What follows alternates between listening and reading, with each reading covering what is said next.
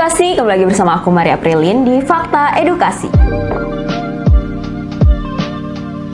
Teman-teman semua, sebelumnya aku berterima kasih nih untuk kalian untuk antusiasmenya di video Johnny Depp sebelumnya. Aku berterima kasih banyak karena banyak sekali komentar yang bisa aku ambil sebagai pembelajaran sehingga kedepannya kita dapat memproduksi video yang lebih baik lagi. Nah, di video kali ini kita akan bahas fakta lain nih tentang si Johnny Depp.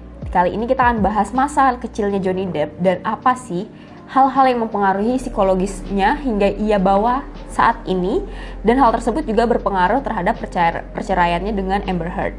Tapi bukan hanya itu saja, kita juga akan bahas hal-hal apa yang kira-kira bisa kita pelajari dan bisa kita ambil buahnya dari hal yang terjadi sebelumnya di kehidupan Johnny Depp.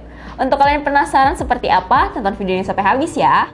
Yang pertama adalah fakta bahwa ia dibully sejak kecil oleh ibunya sendiri. Nah, kasusnya Johnny Depp ini pernah dibuka secara lugas gitu di suatu persidangan yang ia hadiri, dan di situ ia bercerita bahwa memang dari kecil ia terbiasa untuk dibully nih sama ibunya, baik itu verbal maupun non verbal. Jadi emang ada kekerasan fisik juga di situ karena si ibunya Johnny Depp ini katanya terbiasa untuk memukuli anaknya, bahkan memperkatakan perkataan-perkataan yang tidak baik nih terhadap si Johnny Depp dan juga saudara-saudaranya. Nah, hal tersebut mungkin juga berpengaruh sama kepercayaan dirinya si Johnny Depp. Jadi dari kecil katanya Johnny Depp ini tumbuh sebagai seorang remaja dan juga pemuda yang pemalu dan tidak banyak bergaul sama orang nih teman-teman. I had a very interesting childhood. My mother was quite unpredictable. She was very unpredictable. She had the ability to be as cruel as anyone can be. Essentially, she could become quite violent. Fakta yang kedua adalah kesepian di masa kecil. Fakta yang unik lainnya adalah ternyata si Johnny Depp dan juga beberapa saudaranya ini, ia itu sering sekali berpindahan dari satu tempat ke tempat lainnya. Hal tersebut dibilang hobinya si ibu nih, karena ibunya sendiri semenjak sama ayahnya juga sering sekali berpindahan rumah, bahkan katanya mereka udah pindah lebih dari 50 kali. Teman-teman edukasi bisa ngebayangin gak sih kalau misalkan kita nih sebagai seorang anak baru pindah di satu tempat terus beberapa tahun kemudian pindah lagi ke tempat lain, itu kan akan susah untuk kita beradaptasi, apalagi untuk psikis anak kecil nih.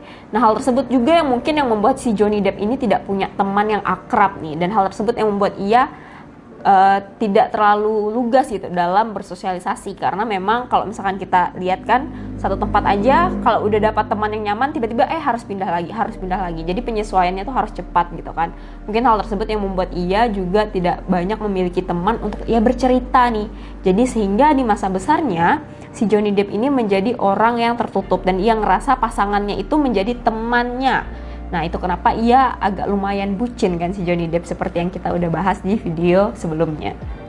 And then we moved around quite a lot when I was a kid.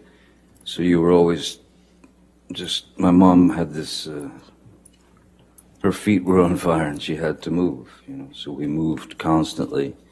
So you were always the new kid. Hal yang ketiga adalah serangan fisik yang ia dapat sejak kecil. Jadi seperti yang aku disampaikan sebelumnya, ia mendapatkan bulian oleh ibunya. Bukan hanya bulian, tapi juga ternyata kekerasan secara fisik nih teman-teman. Jadi emang si ibu tuh terbiasa untuk entah itu melempar ia dengan asbak dan juga melempar ia dengan piring dan sebagainya.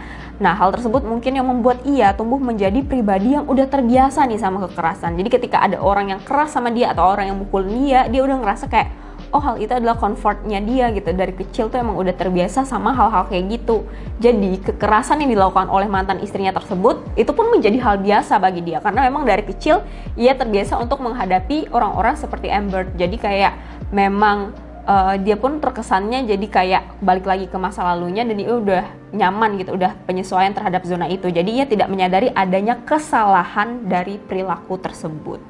Fakta selanjutnya adalah perceraian yang terjadi di antara kedua orang tua Johnny Depp. Nah, perceraian dari orang tuanya ini juga berpengaruh besar nih teman-teman terhadap psikologisnya si Johnny Depp saat ini. Seperti yang kita ketahui bahwa ayah dan ibu Johnny Depp itu bercerai ketika usianya si Johnny Depp itu berusia 15 tahun.